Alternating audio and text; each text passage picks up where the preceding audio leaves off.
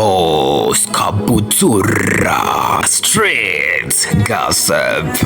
Ando, ese sheri ko nakubwiye ngo uhereze 5 by'itike nkaba mbona wereje 500 kandi nayindi ku muhanda. Ayiwe, hagega ko ngira ngo nakubwiye izina ry'Imana zeru ya nyuma yanze gukora. Street Gossip. Umunsi mfite tuzi turenga dutanu umunsi kumva